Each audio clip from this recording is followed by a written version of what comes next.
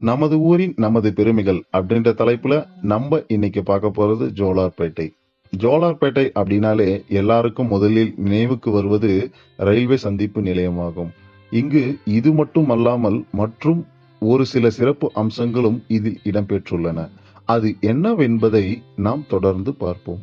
முதலில் நாம் ஜோலார்பேட்டை என்ற பெயர் வந்ததற்கான காரணம் என்ன என்பதை இப்பொழுது பார்ப்போம்.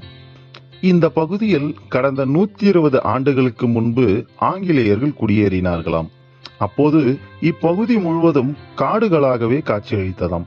அங்கு புதர்கள் மண்டி கிடந்த இடத்தில் ஜோலரி பூக்கள் அதிக அளவில் இருந்ததால் ஜோலரி என்று பெயரிடப்பட்டு அதன் பின்னர் அங்கு ரயில்வே சந்திப்பு நிலையம் தொடங்கப்பட்டது. அதன் பின்னர் அங்கு ரயில்வே நிலையம் தொடங்கப்பட்டு ஜோலார்பேட்டையாக உருவாகி தற்போது சோலையார்பேட்டையாக இருந்து வருகிறது. இப்பகுதியில் தான் திருப்பத்தூர் மாவட்டத்திலேயே முதல் ஆங்கிலேயர் பள்ளி ஆரம்பிக்கப்பட்டது. இந்த பள்ளியில் திருப்பத்தூர் மாவட்டத்தில் பல பகுதிகளில் இருந்தும் வந்து ஆங்கில வழி கல்வி பயின்றனர் என்பது குறிப்பிடத்தக்கது.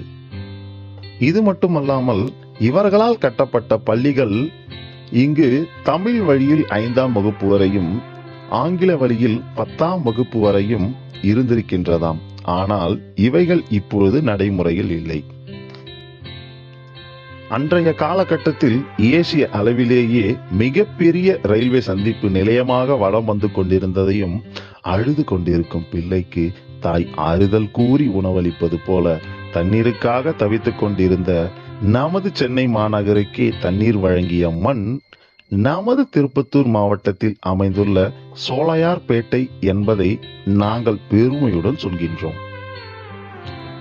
இங்கு ரயில்வே சந்திப்பு நிலையம் வருவதற்கும் ஒரு காரணம் இருக்கின்றதாம்.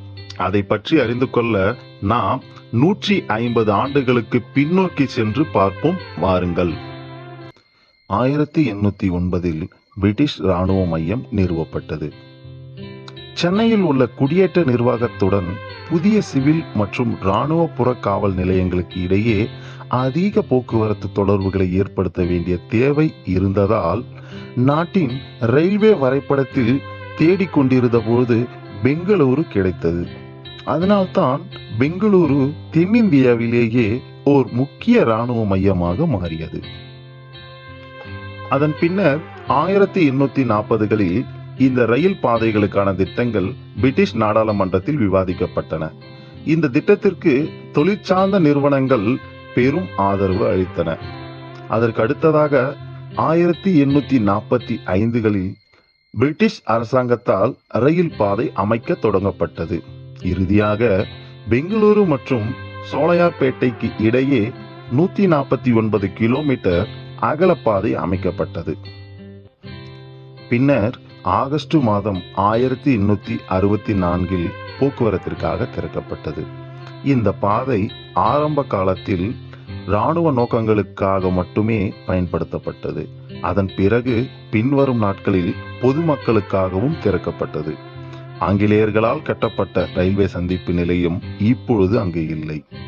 அதன் பிறகு 1950ஆம் ஆண்டிற்கு பிறகு இந்திய அரசால் கட்டப்பட்டதுதான் இப்பொழுது நாம் பார்த்து கொண்டிருக்கின்ற சந்திப்பு நிலையம். இதை தவிர விளையாட்டு மைதானமும் இங்கு அமைந்துள்ளது. அதற்கு அடுத்ததாக மலைமேல் இருக்கும் ஆஞ்சநேயர் கோயிலும் இங்கு ஓர் சிறப்புடையதாக அமைகின்றது. புரட்டாசி மாதம் 5ஆம் சனிக்கிழமை அன்று திருவிழா போல் நடைபெறுமாம். சோலையார்பேட்டையில் லக்கனம்பட்டி திருவிழா மிகவும் பிரசித்தி பெற்றதாக திருவிழாவாகவே சொல்லப்படுகின்றது. இதனை சுற்றியுள்ள கிராமங்கள் ஒன்று சேர்ந்து விழாவை நடத்துவார்களாம். இதில் 9 தேர்களும் இடம்பெறுமாம். இந்த திருவிழா 5 நாட்கள் நடைபெறுமாம். நாங்கள் சேகரித்த தகவலை உங்களுடன் பகிர்ந்து கொண்டதில் நாங்கள் மற்றற்ற மகிழ்ச்சி அடைகின்றோம். இதில் ஏதாவது விடுபட்டிருந்தால் நீங்கள் கமெண்ட் செக்ஷனில் பதிவு செய்யலாம். மீண்டும் அடுத்த வாரமும் இதே போன்று ஒரு சுவாரஸ்யமான தகவலுடன்